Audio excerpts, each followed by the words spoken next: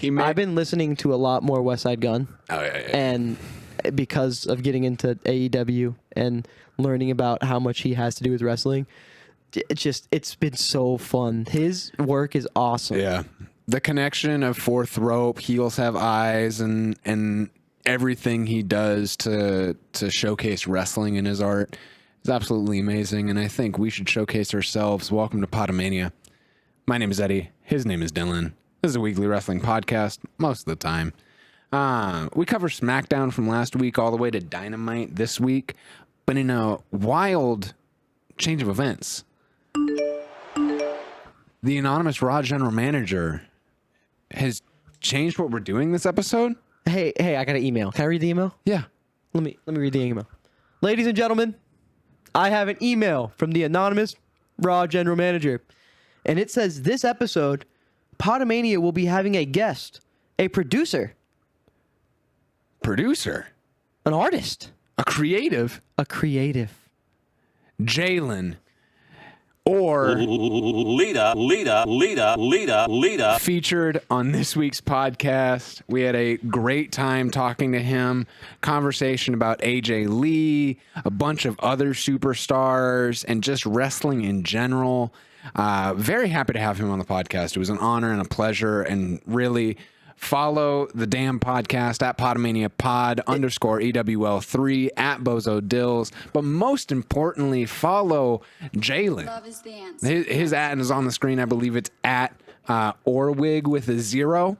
and it was so much fun, man. Yeah. He was such an amazing guest. He has a project coming out, and he didn't even want to talk about it. Yeah. Like, he was really here to be a part of Pod-a-Mania and be not just a guest, but a co-host of the show with us. And it was more fun than we could have ever imagined it was going to be.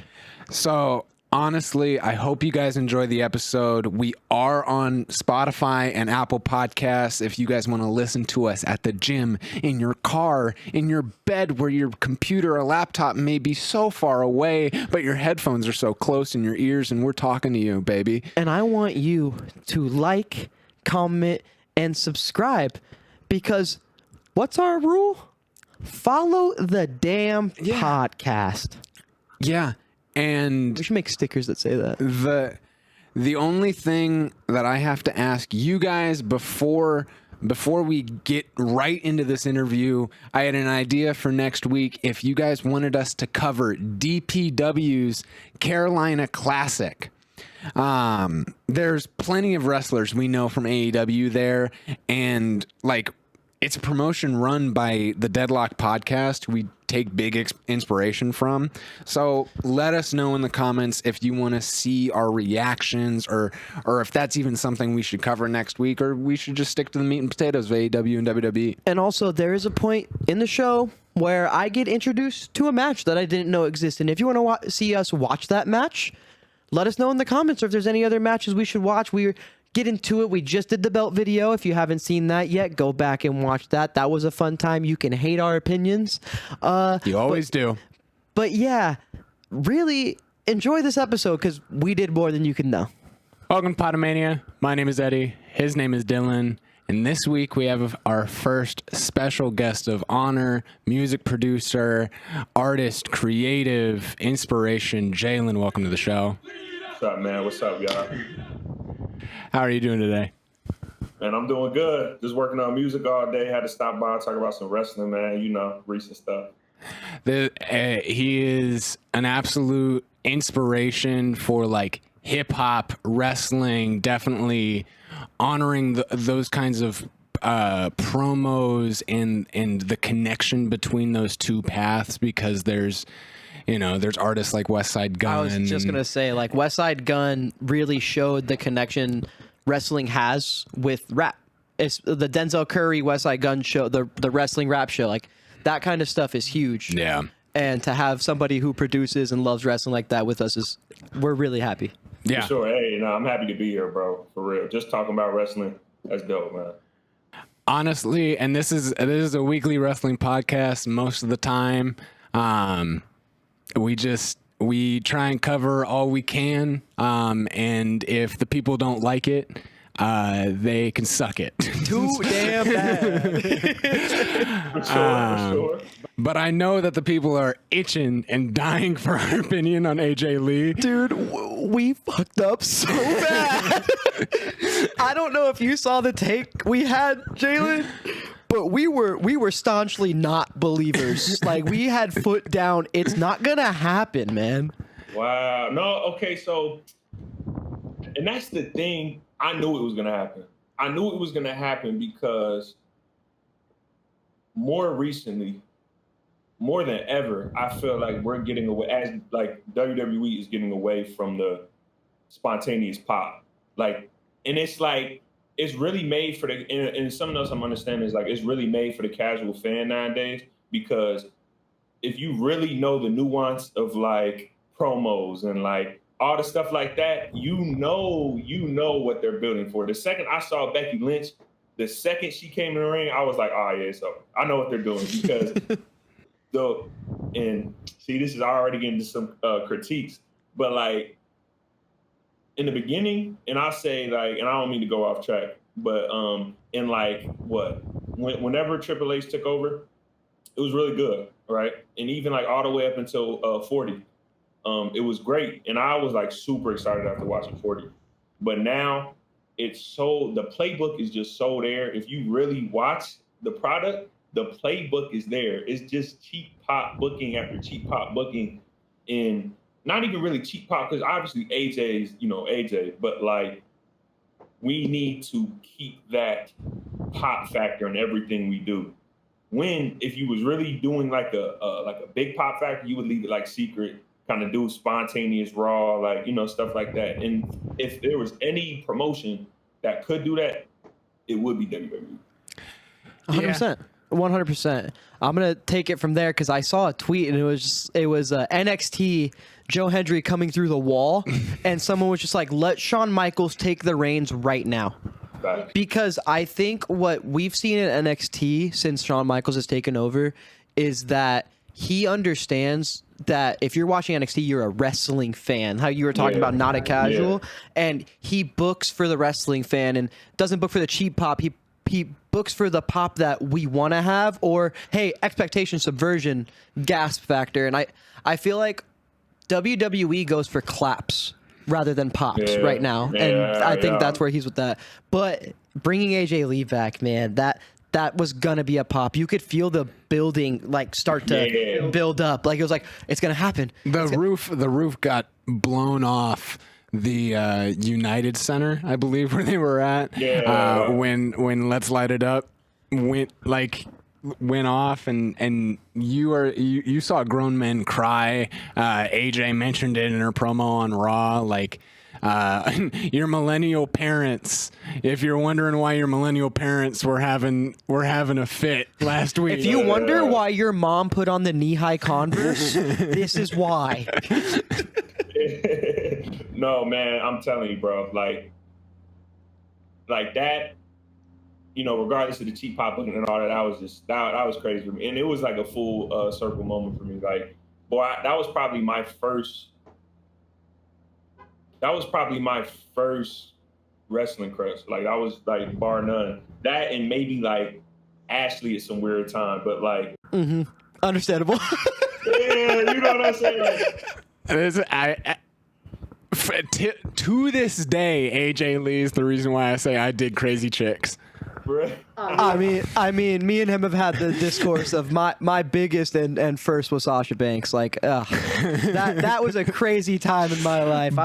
I'll never, dude, because the first one you support them still. Like, I like, that's why I was so down to watch AEW was Mercedes 10 belts. Like I was so intrigued by that storyline in the sense of like, I've never seen this before.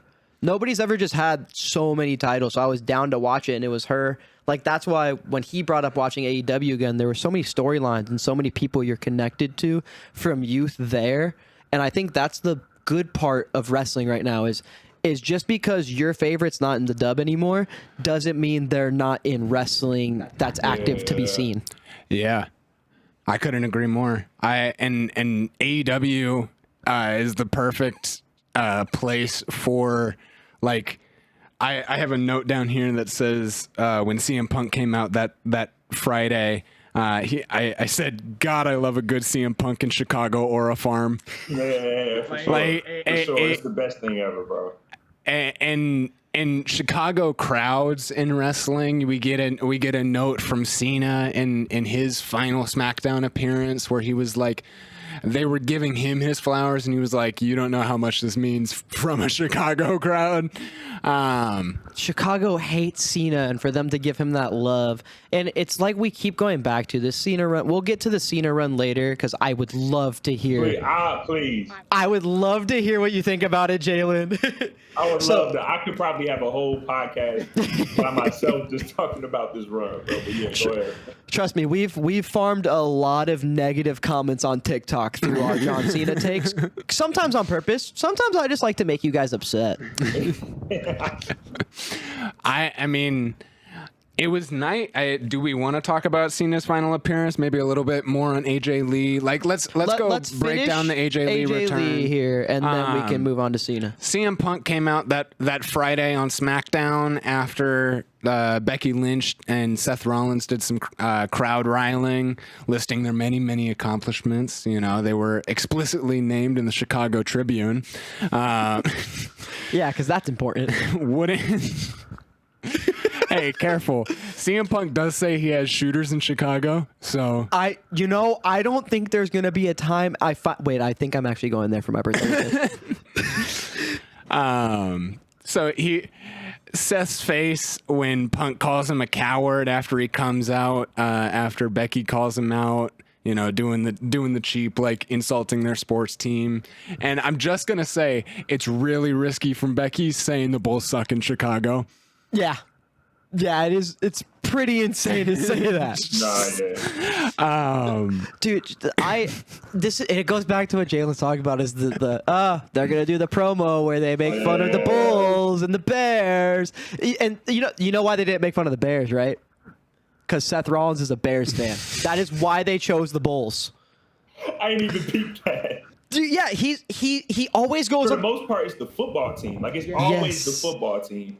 And they went Bulls because Seth Rollins is a Bears fan, and he says it every chance he gets on the Rich Eisen show. Yeah, and AJ Lee ends up Punk says he has shooters in Chicago, naming off the many connections he has with like a Roxanne Perez or Rhea Ripley. Some of the predictions we had last week. I definitely thought that WWE hated us and wanted to bait AJ Lee and then have Roxanne come out. And I promise you, if that would have happened, I'm already on thin. They're already like on thin ice. And I could have swore I saw something with like Rhea on Monday. And I was like, nah, no way they're gonna do this. That was why I had the thought of like, okay, they're going to be in Chicago. My explanation for my thought process was they're going to be in Chicago Friday. AJ Lee does a one-time appearance. You know, she shows up, slaps Becky, says whatever. Like, I don't know. I didn't expect her to make a full-time sign a multi-year deal. Yeah, no, that was dope. I did. Yeah, that's dope. Also, she's so jacked. Can't wait. Man, what? Dude, she's jacked. I started looking down at my stomach. I'm like, hold on, bro. I need to go ahead and start hitting the sit-ups. I'm like, all right. Dude, I don't remember her being that ripped. No, she got jacked, bro. She ends up smacking the shit out of Becky, moving like there's been no time off. Truly, there has not been. It didn't feel like there was that 10-year gap between her exiting the ring and coming back into the ring. I'm really excited to see what a full match looks like to play devil's advocate. Full one-on-one match. Yes, the tag match is going to be the tag match, and I'm really excited no matter what, but I want to see how she works in a full one-on-one match. And this isn't any disrespect to her. She looks jacked. She looks like she's in great shape, but I've been fooled before on comebacks and ring rust. Yeah.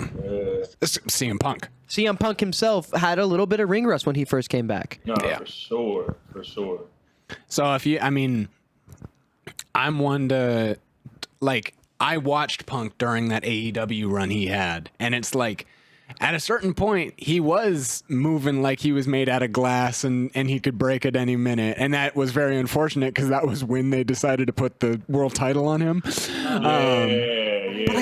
But I think that comes down to the AEW wrestling style. I think his style fits WWE a little bit more because of the pace. Because we always talk about AEW so fast paced in most of its matches. Pretty fast paced. And CM Punk just isn't made for that. And he really wasn't back when his first run. I felt like he was always more of the I'm gonna gain momentum through the match, not go Q. Did you catch any of that CM Punk run in AEW?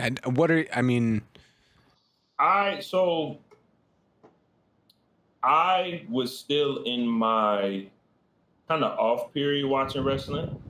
It really started, say, like, it definitely correlates with me in sports, because, like, once I start getting heavy into the sports, because I tell everybody when I talk about wrestling, before I wanted to be a basketball player, I wanted to be a wrestler, like a WWE wrestler as a child. So I think once sports start becoming more cemented, I start veering away from the product, but it was also the booking and, all that other stuff. So then I think my first spark of really like checking back into the product is when he returned, because he's my like number one, wrestler probably all time in terms of like favorites. Like I really like the whole Summer of Punk thing was like crazy to experience from a child angle, because I didn't know what was going on. Like, and I still believe, I still didn't really know like wrestling as what it is. So I'm like, the promos, and then he mentioned like the Be a Star thing at the time with like me being a child and still getting bullied. Like I was getting bullied. So I'm like, you talking about Be a Star, like the evil behind, or like, teasing that. It's just, it was so many layers to it. And then like when he left with the belt, I'm like, nobody could leave with the belt. Changed my life. That moment changed my life, brother. For real. And then like I would see my dad, like how he would react to it. And like he was like messing with the heavy. So when I saw him come back to AEW, and then like, everything that happened around, what was that, 2014 when he left for, stuff like that. Oh, to do the UFC and get his shit kicked in? I was like, man, just like seeing the product of wrestling and seeing like my favorite, like, go through what he was going through, I definitely started veering off from it. And mind you, I knew wrestling was like not fake, but fixed. We don't use the F word around here. Yeah, the F word is scary. I changed it. But I didn't know the magic behind it until like, I really was like, you know what, let me kind of like lock back in on it and really, because I always knew what it was, but I didn't know the work that was behind it. Yeah. And when I really start studying that, like the art of taking bumps, the art of promos, the art of booking and stuff like that, that's when I start like, oh my God, these are actually superheroes. Like I could never do any of this being a basketball player, football player, or, I would have to be in tip top shape. And then you hear like a Logan Paul talk about how, a boxer, like, oh my God, this is the hardest thing I've ever done, or, people like that. So once he came back, I started locking back into it. And then came back to AEW. And when he came back to AEW, that's when I start like, okay, well, because I heard about AEW and I definitely saw that it was different. And I really didn't understand how dope it was when it was first starting out. That's like a big regret for me as far as like watching wrestling. I really wish I understood like the art of indie wrestling, stuff like that, and who they were bringing up, who they were like, all the like Adam Cole and Daniel Bryan. Like I didn't understand how that was one of the biggest moments of wrestling history. Dude, I have the same exact story with AEW, because I remember when it first started, me and Eddie were talking, and I was like, it just feels like loose. Like there was just something about it that didn't feel normal. Like when it first started, I didn't know if it was the pace, if it was the style of wrestling, and I just realized that I didn't have enough respect for indie wrestling and what that was compared to the WWE product. Yeah, for sure. No, for sure. Yeah, it definitely allows. I think AEW is a good platform for these independent promotions to like work with a big name company and get their titles on TV and get their wrestlers on TV. Like, you talk about like getting into independent wrestling after the CM Punk 2024 and then or like that return, and you experience like this third Summer of Punk angle where it's like they run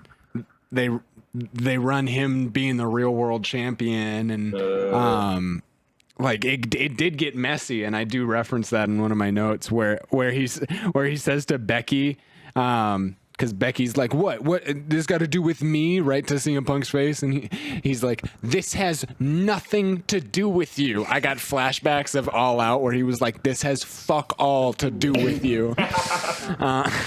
And that's the one thing Punk does really good is callbacks to himself. Yeah, and I don't mean that disrespectfully. Like a lot of people do it. John Cena does it really well, and it just adds depth to you as a character. AJ Lee, yes, she references that in her Raw promo to kind of reel us back in to a main topic. To what we were talking about.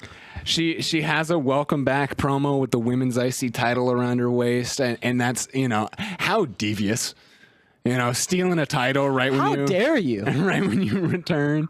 And she says, my name is AJ Lee, and I am your favorite wrestler's favorite wrestler. That's word to Sasha Colby and MF Doom. Mm-hmm. She thought though her story had ended, there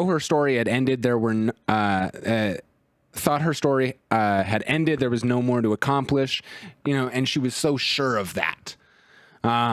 Found a way to make her mental chaos into her superpower after, and then therapy chants from the WWE crowd. Therapy. Hey. Get therapy. The most woke a WWE crowd will ever get. Dude, for real. They were chanting therapy, and I was just like, you guys don't understand what that means to people.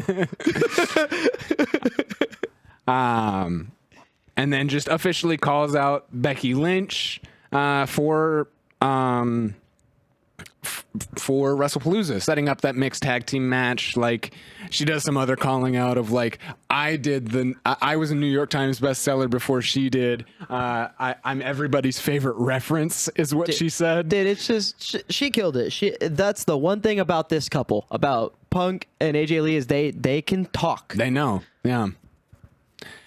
I'm really excited to see if CM Punk sticks around in wrestling when he's done wrestling, and if he will be a mouthpiece or if he will be a behind the scenes like matchmaker. Because like the way I don't know if you saw the clip of him talking about Elimination Chamber in WWE Real or whatever it was called. Yeah. Unreal. He sets up that finish. He's the one who describes that exact finish, and it's like, man, I would love to see him in a role like. Name anybody in the back who makes matches. He had helped Paul Heyman with those like early 2007 2008 episodes of CM Punk, of ECW. So it's like he does have some idea of writing a wrestling show. He could always take a head coach role. It's interesting to think where some of those older stars will go. That's a lot of our discussions this week. I do want to talk about John Cena's final Smackdown appearance and what that means. And right before you get there, it's just WWE's in a spot. It's in a transitional phase. But the thing is, we've been saying that for 10 years. For 10 years, we've been saying we'll transition from Cena and Punk to this next Accord. But it felt like that next Accord after Orton, Cena, they weren't ready. No, they're not. They're not ready. And the thing about it is, to interject, they're not ready for that. And the thing, I feel like, and you can correct me if I'm wrong, but I feel like as years passed, we have extended the life of a WWE wrestler so much, and it's almost forcefully, because it's like, how do you let go of a John Cena? How do you let go of a Roman Reigns? How do you let go of CM Punk? And it's like, we're going to ring. And it goes back to the Triple H. We're going to ring everything we can until, they can, leave. But then that sets up like, okay, like in 10 years, my fear is like, maybe not even 10, like what are most of them, 40, like in 5 years, what's gonna be? Like, what's gonna be the WWE? Because they're not building a Braun Breaker appropriately. They're not building these new stars appropriately, and then they're gonna be like, oh man, like it's just gonna be Rhea Ripley main event and Raw. I was just about to say they're building up the women. The women are young and hungry and ready to go right now. But the men just aren't. It's really weird because it's just like you're saying, Braun Breaker should be that guy already. But you know who it's probably going to end up being is Dominic Mysterio. Like guys like that that the fans fall in love with and that get the product. Yeah. Because we can want these super athletes like Braun Breaker, Bronson Reed. Even Obafemi's not here yet, but we're gonna want Obafemi to be that, right? And we're expecting that out of these kids. It's when we do think of these like Carmelo Hayeses, the Aleister Blacks, the Damian Priest, who like Damian Priest reached the top of the mountain and they didn't keep him there. And I know. One of my notes for Aleister Black is like I love his position right now because he's facing a former world champion. At least he's in those kinds of matchups. But unfortunately, in the WWE, that doesn't mean anything. Look at LA Knight. Yeah, facts. They like, I'm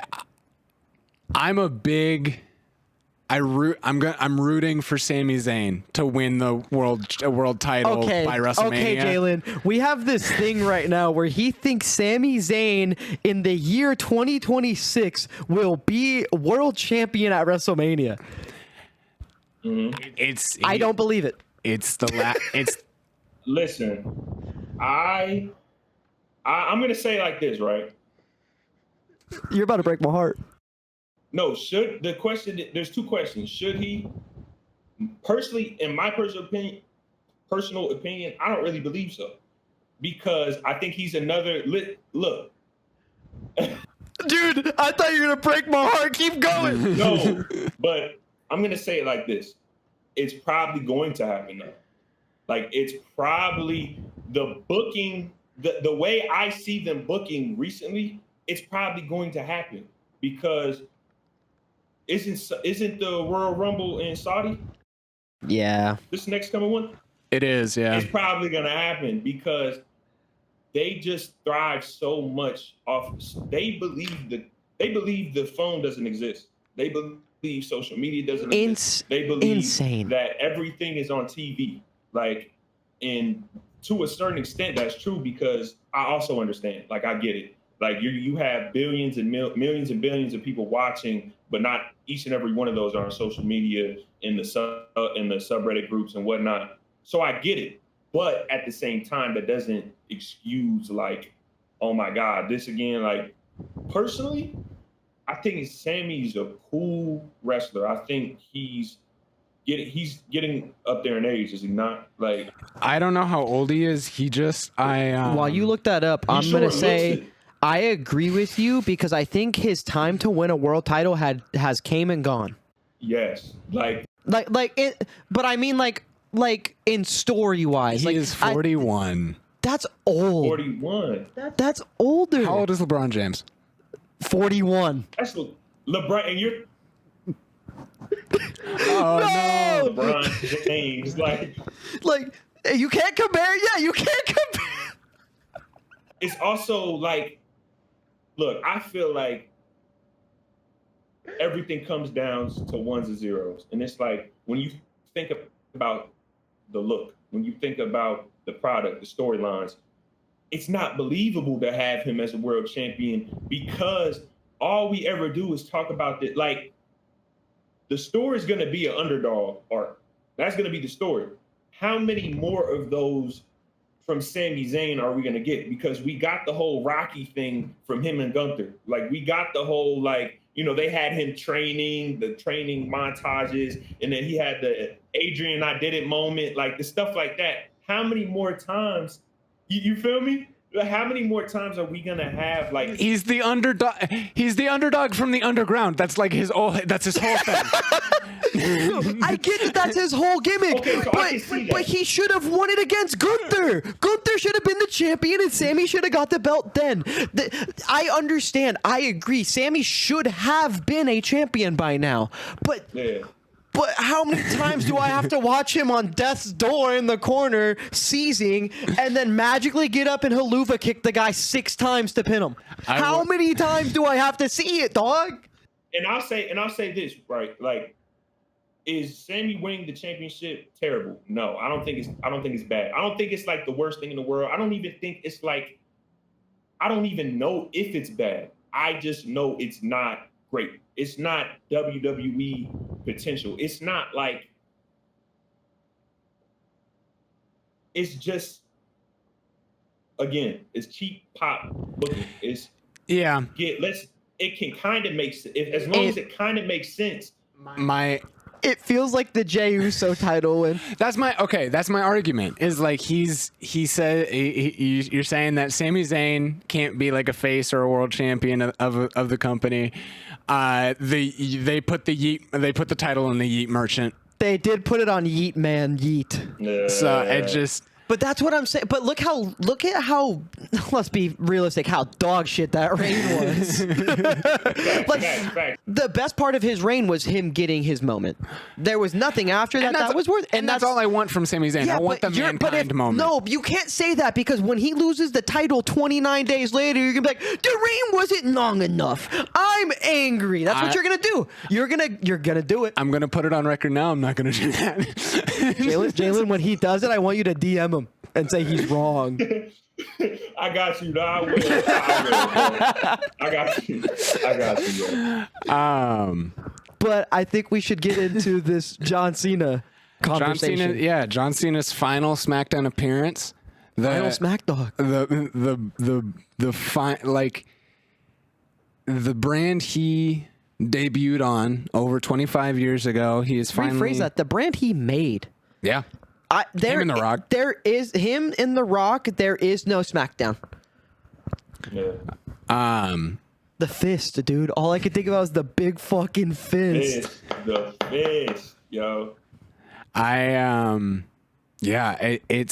It's absolutely insane how far we've come from his debut of Ruthless Aggression, and I think as we've seen this retirement tour play out, we've been more and more like disappointed, and we've talked about his like little hidden jabs at Triple H, where like that's going to be the most memorable side because I feel like now he is finally getting the pen for himself and being like, okay, I'm done being selfish here, or I'm done being selfless. You guys have kind of. I'm putting my foot down.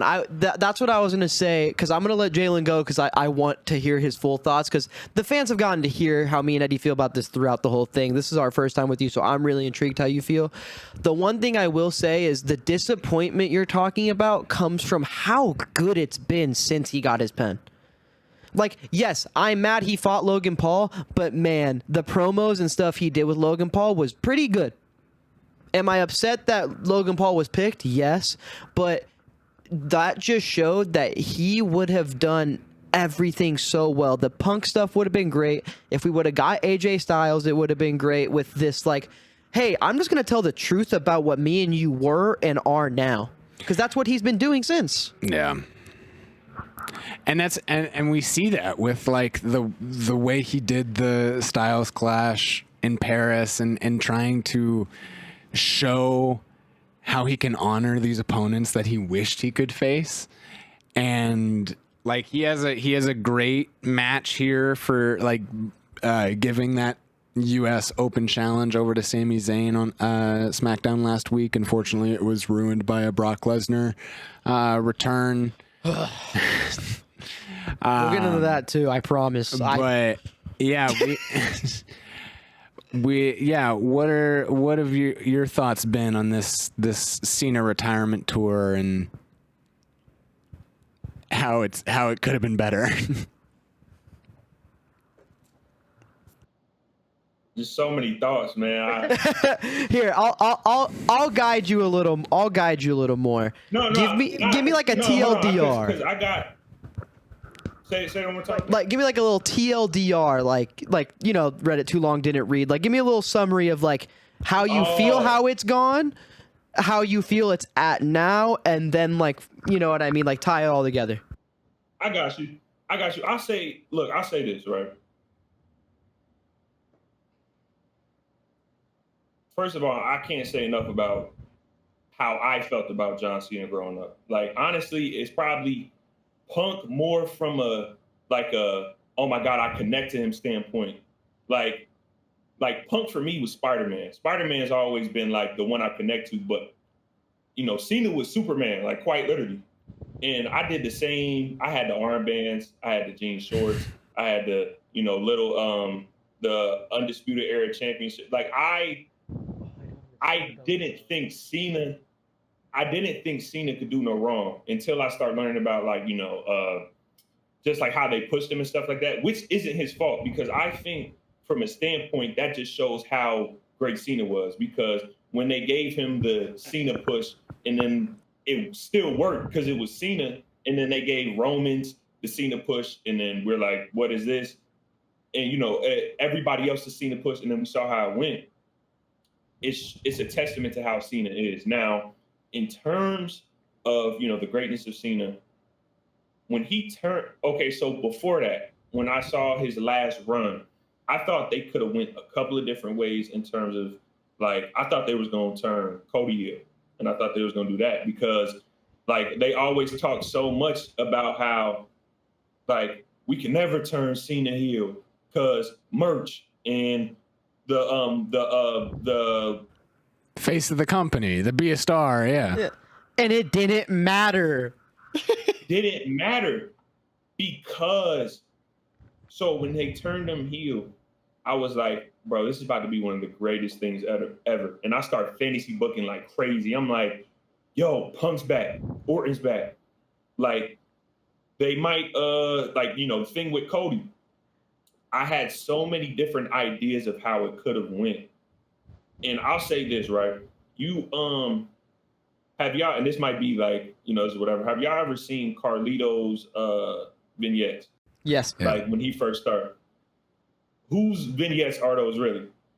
Do y'all Razor Ramon. They're razors. Yeah. They're razors, right? Through the history of WWE, we always tend to, even if it's like to a point where we might think like, oh my God, they're doing it again, like they can't come up with something new and fresh. They've always had a tendency to kind of reinvent itself for nostalgia purposes. And they're like, you know, with Dom, and they kind of mimic him after like Eddie and like things like that. And like the whole Eddie and China thing when they was doing that with Rhea and, you know, the Black Flap, things like that. So when I saw him turn heel, I was like, and this was before I started really peeping the booking, like, and how it is booked. I was like, oh my God, they're about to give us like one of the craziest runs ever, because I was like, okay, he faced Cody, he obviously wins. It's going to be a crazy match because The Rock is going to come through. They're about to be this trio. Hey, don't forget about Travis Scott. Don't forget about Travis Scott now. He was there. Like, and then I saw the social media, and they're like, oh my God, who's the third man? There's going to be a third man. I'm like, oh my God, who could it be? It could be Seth. They could bring somebody from NXT. They could do all these different things. It was so perfect. It was like a layup to win the game. It was so, it's a wide open layup. And they passed it out for a contested 3. Could have done so much, but instead they had the whole WrestleMania debacle. And bro, when I tell you that was the worst main event I've seen, like live, like in person, the worst main event I've ever seen, because it was so much more could have happened. And it just goes back to the booking, because when you don't book months down the line, when you just book off of pops, when you're a couple weeks before Elimination Chamber, like, hey, Rock, what should we do? What are you thinking? What do you mean, what are you thinking? We're booking Cena's last year, and everything he's done to the company, every time he's been like, here, you take the reins, I'll do whatever you want. I'll come out and, you know, do the goofy whatever and be the PG Cena, all of that. I did all that for you. And for you to be like, hey, I don't know what to do, you know, that type of thing. It's like it's really like it sucks as a wrestling fan because it's us too. Yeah. Dude, 100%. Like what I was gonna say is it feels like they did, like you said, they had no idea what they were gonna do, and it would have been so easy because we always talk about, man, if we had the keys, if we had the pen, you know. But like, how do you not show up to John Cena with 2 or 3 manila folders, basically dissecting the whole year? Yeah. This man is the reason WWE still exists. To relate it to basketball, it's like when Michael Jordan saved the NBA. The NBA was gonna die. WWE was gonna die before John Cena took it to the moon, right? And this guy, and you can't give him a farewell. You can't give him a fair, hey, here's 3 really thought out deep ideas we have for your final run for everything you ever did for us. And then there's an empty one where you get to choose what you want. And take a look at all 3. Yeah. But no, they didn't do that. They were like, Right there. we have to expectation subvert. And the thing is, your expectation subversion was sick. And you could have done the play on he was the face in all of his rivalries against Randy, Punk, Styles, Brock. He was the face. Yeah. And now you can flip it on its head. Man, Punk, you were always a company man, and you just didn't admit it. Yeah. Boom, Randy, you were always given the spoon. You know what I mean? Like, he can just flip everything he said about them as a face as a heel, and it means the exact same thing. It means the exact same thing, and it was there the whole time. Like, going back to what you said about like the like AJ and Brock and like all those different things, I thought that there was gonna run out of like opponents to give him in terms of like these mega matches, like Orton in St. Louis. That's a layup. Yeah. Money in the Bank. I don't understand for the life of me why Punk wasn't the main event at Money in the Bank, because that goes back to the Eddie thing I was saying. No, we'd rather do a tag team match. No, we'd rather do a tag team match with Low. And then I don't know if y'all saw, but before, you know, the whole We Want Truth thing, they was gonna do it was Travis Scott was supposed to interfere or something like that, or that's what I mean. That. Yeah, I'm not too sure about that, but I do know, like, even with their final, they were gonna book his final appearance at like a Saturday Night Main Event or a last pay-per-view or PLE, whatever. Pick a 3-letter acronym and shove it. There we go. Yeah. But I still say pay-per-view. Yeah. Dude, no, we got shit in the Sorry to cut you off. You're gonna finish that. Nah, Jalen, we were on TikTok. We're on TikTok and we look at the comments and the guy's like, "Don't call AEW pay-per-views PLEs." So, bro, shut up. The marks. But like, they were gonna give Cena his own pay-per-view, his own like retirement show. And now they bit it off. And now it's looking like he's gonna do his final show in Washington D.C. And if they lost the bidding war over how much we betting President Donald J. Trump shows up to his farewell? He's front seat. He's front row, bro. He's taking the green guy. Taking his seat. You thought him teaming with Logan Paul was bad.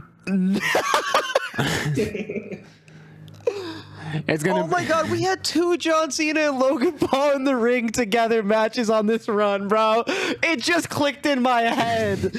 Oh, dude, Paul Levesque, you're a fucking bitch, man. No, bro. Yeah. Nah, he did kill Tony though, so he's really cool and funny, guys. He did kill Tony, so I should just be like, oh, it's fine. You did kill Tony. EO hasn't signed a contract for that match. Dude, they didn't sign a contract, and when he was asked about it on Pat McAfee or whatever show he was on, he goes, "No, I was at Kill Tony. I didn't see that." Why is Tyrese Halliburton, NBA star and my least favorite player in the NBA, sticking up for me? Like, bro, if Tyrese Halliburton is asking you why the women aren't having these contract signings you're saying they're having, you're doing pretty bad job.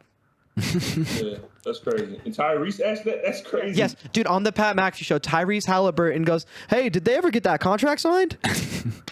I don't know. My jaw dropped. Like, inside baseball, I'm a Knicks fan. I hate Tyrese Halliburton, but thank you, Tyrese. Thank you. Thank you for stepping up for WWE fans. It's how we. I mean, I complimented the way that like Aleister Black's been placed on the card against like Damian Priest and whatnot. But I do want to get your thoughts on some of these people where like Julia finally defended her women's U.S. title. Like she became champion and then she was off of TV. So I don't think you're gonna be happy about this. I forgot she was the champion. But how could you remember? But like, how could you remember though? Because even when Zelina was the champion, that was a crazy turn. That was a crazy like championship win. But then nothing. Oh, I think Chelsea should have held it for way longer than she should have because she had the gimmick. She had the secret, the Hervis, the secret Hervis, the United States, and she's like a beautiful golden one in wrestling, like in terms of like all that. So I don't know what they're doing with the mid title. I mean, I remember the Zelina Vega title run because she posted an insane photo shoot using it as a shirt because she's such a small human. Like, it's just crazy. Like, I saw that and I was like, I was more impressed than anything. I mean, what I remember from the Zelina run much more than like memorable matches or storylines is her tributes to like anime and stuff in her attires and her being a Twitch streamer. Yeah. I feel like she had more hours on Twitch than like close to time on TV with that belt. But it's just that's one of my many complaints about Triple H's booking, just because like AJ Styles is on Raw facing El Grande Americano, and then then for the first time it's the layup. Like Paris, you're in Paris. They had that crazy, and I actually thought he was going to win because I was like, oh, well, it's just another cheap hot booking. Like, it's in Paris. They done already. How many times have they battled for the belt? Like, it's like it was right there, and they're just like, oh no, we're just gonna have whatever Grande Americano come out. Like, bro. AJ Styles then gave us a chilling promo, basically saying that for the first time in his career, he's feeling alone. Nobody's there to support him, not even Gallows, Anderson, Meechin's on Smackdown. And I forgot him and Meechin were aligned. So it's just like, and AJ Styles is one guy that we can talk about when we talk about wrestling and age, because he says he doesn't want to wrestle like when he's 50. He's 48 now. His contract expires in February. And he said that somebody here doesn't want me here. During commercial. I don't know if that's a work or a shoot. I don't care because it feels real. Yeah. Like, listen, I love that Ludwig Kaiser has turned El Grande Americano from a right-wing stupid ploy character into, whoa, let this white boy speak a little Spanish. Like, he has completely changed that character, and he brought you over to the side, because I've always been a fan of El Grande Americano, not because of what it meant, but because it's a funny gimmick and it's a fun time. And Ludwig Kaiser has took that to the moon and made me love it even more. Yeah. And it, seeing a match like AJ Styles versus Ludwig Kaiser is very fun and elevates that future talent. And when we see AJ Styles take on the Dominic Mysterios, the Ludwig Kaisers, there is a future being built there, we talked about earlier. Is there a better chance that El Grande Americano wins more titles than Ludwig Kaiser in WWE? It's very possible. The prospect of that makes me angry. Yeah, but I mean, AJ Styles doesn't feel wanted in the WWE, and he's just in those same lines as a Drew McIntyre, and not a Randy Orton, but he's getting up there where it's like, what are they gonna do with him for a retirement tour? Because like he's not moving the way that he is, like it. And Drew McIntyre's not being utilized as best as he could. But is Randy the guy that would want a retirement tour? Like, do you think that he cares about a retirement tour at this time? I think at one time he did. Like, when he was younger, he would probably think, I want this big grand send-off. I feel like with where he's at and how he's grown up as a man, like, we get to see behind the scenes a lot more. And he has grown so much as a person. I think I don't think he's gonna get like a farewell tour, like a whole year. I think they'll give him a last like 2 or 3 like really good matches or really good counterparts to put with him to send him off in the right way. I don't think he'll get a whole tour like that. Yeah. Which is crazy to say. Do you have any of those like superstars that you can immediately think of that like, damn, they could probably do way better on the other side? Like at least see if the grass is greener on the other side. So in terms of like AEW. Yeah, AEW. Even I mean, Ring of Honor. You can bring up any other promotion but like trading one person to a different company, or a couple people to a different company. That's a great question. I mean, if you'd like some time, if you want some time to think about it, I have someone off dome. No, so who's yours? Where is Ilja Dragunov? Does he exist? No, he is healthy.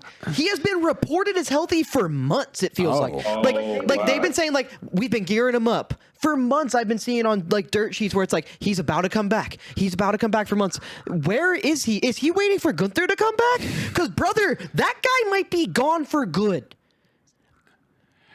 And when Ilja Dragunov was here, they never built him up any. So I would love to see him in AEW where he loves his new toys. Imagine Ilja Dragunov MJF. And I'm talking just wrestling perspective. Nuts. Because I look at Ilja Dragunov as a wrestler more than his promo work and stuff like that. Like I'm thinking of the matches he would have with MJF. Imagine an Ilja Dragunov and Mark Briscoe match. Imagine him and Kyle Fletcher. Okay. Here's where we let you in on. I'm the biggest Kyle Fletcher fan I know. Jalen's here, so I'm gonna leak the Pod-a-Mania Christmas present. I'm getting us a Kyle Fletcher cardboard cutout for the background. Like I love it. I was gonna pick a wrestler for you. I was thinking El Grande Americano.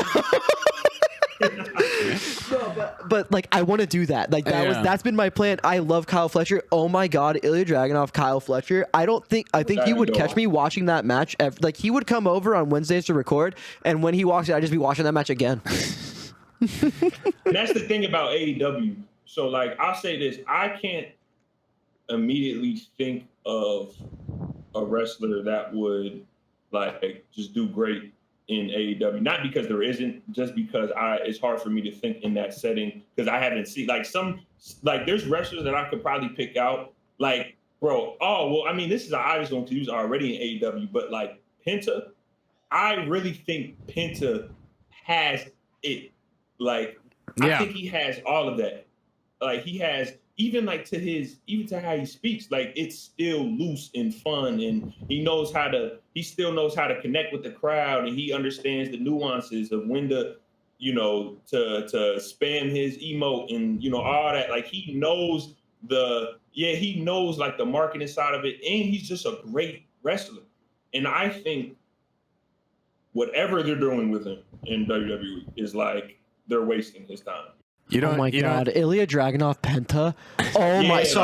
You just put that in my head. Imagine that. That's a barn burner. That's a steal the show match. That's a great wrestling match.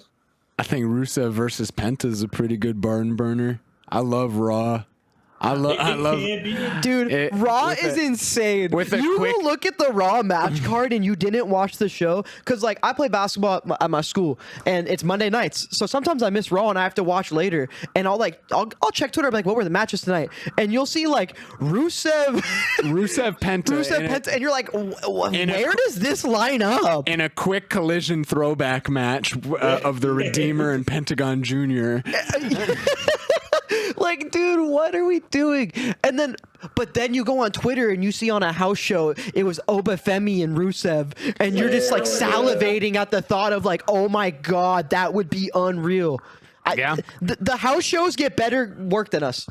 Yeah, it's like they're scared to like pull the trigger. Because something else that I've seen throughout wrestling throughout the years is like they'll give us something so late. Like they will give us something like they should have gave us 10 months ago. 5 months ago. Like, even with like, I can't even think about it offhand, but like I'll just watch the product sometime. I'll be like, all right, they're gonna do it, and then they lose.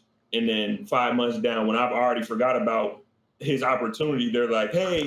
I mean, that's how like a Chad Gable felt. That's how a Sami That's Zayn exactly felt. what I was trying to think of. There Chad was Gable, bro. there was a lot of it did feel. You can throw a carrying cross. Oh no, as an example into that what you brought up, dude, the Otis Chad Gable match should have happened 4 months earlier, and it would have been a pop. And there, Triple H specifically, and I hate being that podcast where we're like, Triple H sucks. What do you mean? You heard no less than 10 minutes ago, I said some crazy things that I might need you to like cut. Like he limits the LA Knights and the Pentas and the people who should be like, he got on a soapbox last week about Femi. And how once he gets to the main roster, he's going to be mishandled because he does Triple H doesn't know how to book that kind of superstar and mega Watch talent. this. Jalen, I have a question. Do you think Femi should hold the title for 2 years right when he gets to the main roster? 1. 2, do you think that's actually going to happen? It's a yes, and then it's not. I think again, it's like you can see when they have it. Like they have it. Like Oba has it, and I can already place him. I don't even know why he's still in NXT. Honestly, like I look at some of the I look at just the link, and I don't know the length offhand, but like it's been a minute. Like he's had the title for a minute. Yeah, I've seen for a minute. All right, what do we need? Like he has the crowd behind him. Like he obviously has like social media behind him, and they know that he has the stature, all that. He has all that. So like, what are we waiting for? Because at the end of the day, but again, it's like there might be some they might know they can't push him or they can't book him the way that they should book him. So it's like there's a lot of things we don't know. Yeah. But that's from another thing too. And I'm sorry, I want to say one thing too, is because I also feel like this, right? Everybody has a boss. And that's where I kind of want to give Triple H his slack, because I was thinking about that the other day. Like, I'm like, everybody has a boss. The way TKO is like monetizing their business, we don't know. And he even said it the other day. Triple H was like, hey, if I could have it my way, it'd be a certain way, but, we don't understand what the kids want in X, Y, Z. And I understand that. But to a certain extent, we just need a better product. There is a big, the big conversation there, and we've had that discussion on the show, that AEW's biggest criticism from people online is listen to the fans. Why would they do that? Yeah. But it's how you make them happy. It's those those cheap pops don't feel so cheap. Yeah. When we're the ones bigging for them. No, exactly. Again, I can't have my cake and eat it. I can't make. You know what I mean? Like, you have to think about it like that. You can't have that, but there needs to be a fine line of both. I don't mind being disappointed if at any point this year something made me excited. Yeah. But we're in September, and can you honestly look me in the eyes and tell me what the sickest, biggest pop moment is of the year? Or do you think of 3 or 4 cheap pops that have happened this year?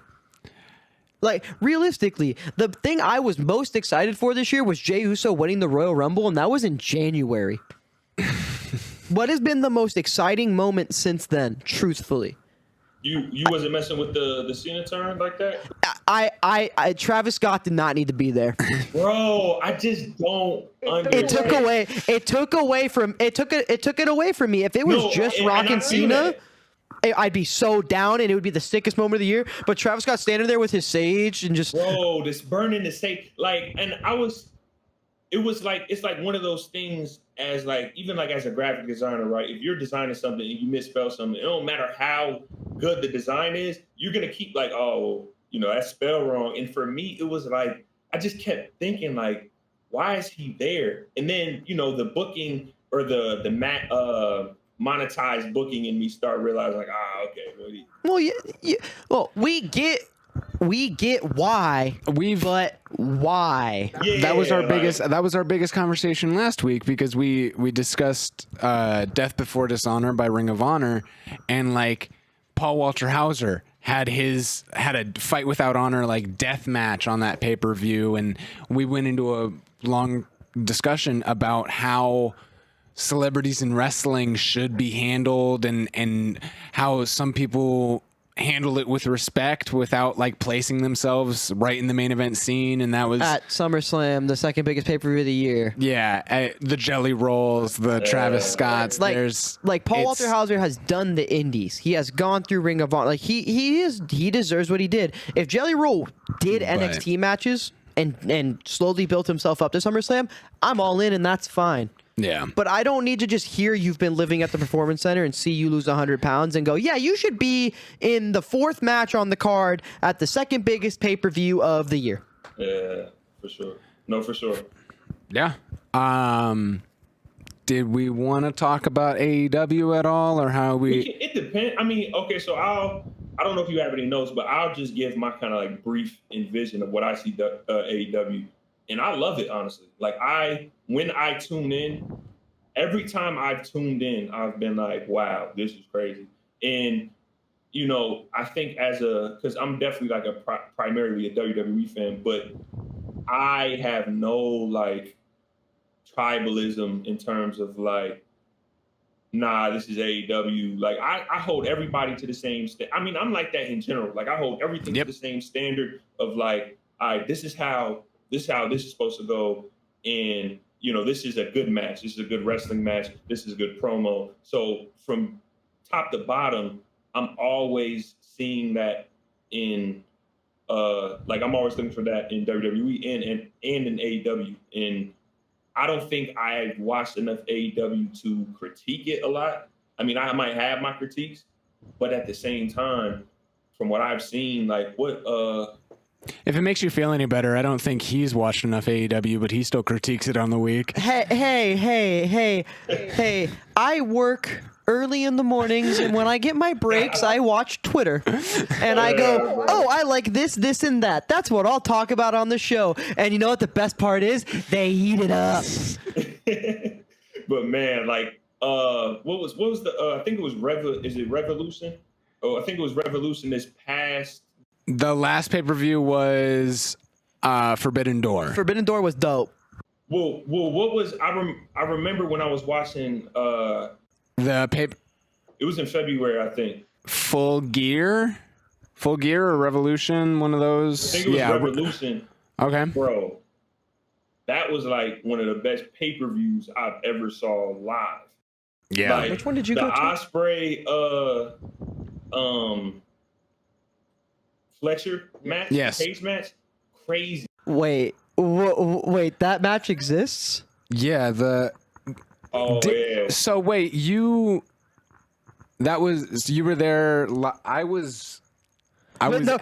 we're trying to do some math real quick because he's gone to a couple big AEW shows. Yeah, I went to AEW Revolution. That was in March at Crypto. Oh no, I wasn't there. I meant live, like no, but it was just it's just funny that's the one he went to. Sorry to cut you off. You're telling me Will Ospreay and Kyle Fletcher in a cage happened and you didn't tell me? I showed you a picture. They were ore farming on top of the cage, and I was like, ooh. God, they were but I didn't know who they. Now I know. All right, guys. Well, I'm gonna do a little promo. If you want to see us watch a match for the first time, that's gonna be the first match. No, crazy. It's a crazy match. And then the Tony Mariah May match, that was one of the best women's match I've ever seen. My favorite. That's easily. the one I texted you about, right? Okay. They have this thing of like, oh, you thought this was it? Like, we can have a better match every single like, and that might even be a blessing and a curse, because now when I watch AEW, I'm like, oh, what are they gonna do next? And then they start stabbing each other with forks. And I'm like, ooh, like. Right. My biggest thought on AEW is just like, I think it heals that problem we have with WWE where the quick booking and just like cheap pop booking, it doesn't exist in AEW. I mean, it does, but it doesn't feel as cheap. It feels thought out. It feels like fan service, not cheap. Like, I'm gonna say I think AEW fills the gaps that WWE lets out, but I think WWE can also do the same thing for And AEW. that's exactly where I was gonna go to. 17%. Yeah. I've been checking. But yeah, no, that's my favorite part about watching both now is what I don't get from WWE in match quality and pace and quick decisions and getting the payoff I want as fast as I do. I get from WWE in the nostalgia and the stars that I've grown up with and kind of the slower pace. And Yeah. sometimes I want to watch a show about wrestling and sometimes I want to watch a wrestling show. And that's where you decide what to watch for the night. For sure. And I think that's the beauty of having competition and separate shows like that are as glorified as AEW is. yeah, I completely agree. No, for real. Yeah, I gotta be honest. I got no more questions. My brain is wrestling out. Wrestling out. Do you have any final thoughts, Jalenn, about WWE, AEW, whoever? Us. I'll give you a two-parter. I mean, this was y'all definitely know what y'all talking about. Like, it's a breath of fresh air talk because like I see the comments like of some wrestling fans, and I'm just like, bro, like you got like just marks, bro, like just marks. But I say this, Despite what my father-in-law says. Despite what your father-in-law says. wrestling is in the. I think some people are like, I saw somebody the other day that was like, oh, what's worse, WWE 25 or WWE 19? I'm like, are you serious? Like, wrestling is in a way better position than it was back in 2009, in the early 2010s. It's in a great place right now. I think it's starting to fall off a little bit, but we have so many great wrestlers. We have so many great acts. And we have so many great performers that even when the booking slips, they do it in fashion. They slip in fashion. And it's a great product to watch most of the times. Just like us. Yeah. Like, I think when they figure it out, I don't know when that's going to be. You know, I think sometimes, like, even like in the Attitude Era, they needed like the push from WCW to like really start picking up speed. I don't know if they need The tipping point. I don't know if they need another tipping point. I don't know if they. I think we're really close.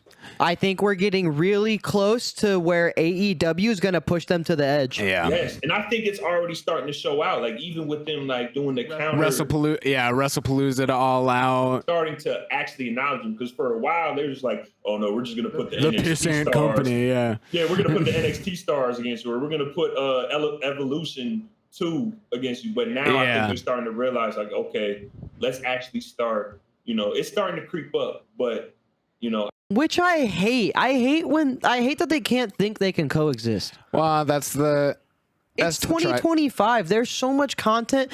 Man, I'm a binge watcher. I'll sit and watch all of them in the same day, bro. It's not hard. This isn't the 90s where when you went on at the same time, ratings mattered that much. Yeah. They're streaming. You're on Netflix for Yeah, I fuck's could literally sake. have you on my laptop and then have you on the PS5 watching it at the same time. Like, it's not. Which is what I'm gonna do for WrestlePalooza and AEW. I'm gonna have them both on, and I'm gonna have the volume on the one I care about more, match by match. Yeah. And it's still the same buy. But Say this before you go on. I don't know. It's getting shaky. Like, I don't like $30 a month. Like I know. AEW might go on the main monitor, and the second monitor is gonna be like crack streams. Oh no! Pretty I was soon. just about to say Stream East. Like, I'm not. Rest in peace. Rest in peace. Hey, you got me through some dark ages. Allegedly, it's Watch Wrestling and WatchWrestling.com, WatchWrestling.24. So Hey, we'll figure it out. Hey, we're gonna find a way to get you to watch your wrestling. But without a doubt, thank you for watching at home. Thank you, Jalenn, for joining us today. It's been a pleasure and an honor. thank you for popping out. We'd be lucky to have you on again. Hey, I'll be happy to come back on. Is there anything the people at home need to check out from you? You got just everything, yo. Like I say that because, and I'll try to keep this last part short, but I do feel a certain passion for like creating, and I think like with WWE, I try to kind of do the opposite sometimes, like in terms of like I want to make everything great. Like I want to make everything great from top to bottom. Like I don't have there's not a bone in my body where I'm gonna ever mail it in. So I feel like literally you can go through my catalog and be like, from top to bottom, even at the rate at which I release art and music and stuff like that, you're gonna see the same passion every single time. So I think that it's not a waste of your time taking a second to look through my stuff for sure. Exactly. That is exactly the way to put it. Yeah, honestly, check out Walk and Stock versus Lita Forever, Senioritis 23. Like it, honestly, 1, 2, 3, like all of them. There are infinite tapes that you guys can check out on Spotify, Apple Music, and we're gonna put all that in the description for you guys to find. You were such an amazing guest. Thank you, bro. And for everybody at home, you know what to do. Comment, sub. Let us know how you liked the episode with Jalenn, if you want him on again. And thank you so much for watching. Follow the damn podcast. Thank you. Follow the podcast. and follow Jalenn. Exactly. Thank you. Yeah, I appreciate it too, man. All right. And that'll be it from us, man. Peace. Peace. Leader. I've called this private meeting today because there is a imposter among us. There's an imposter among us. This brother has been out making beats on the side. Yes, he has. Pretending he's broke walking amongst us. This brother has been eating every day. Can you believe that? Eating every day. Love is the answer.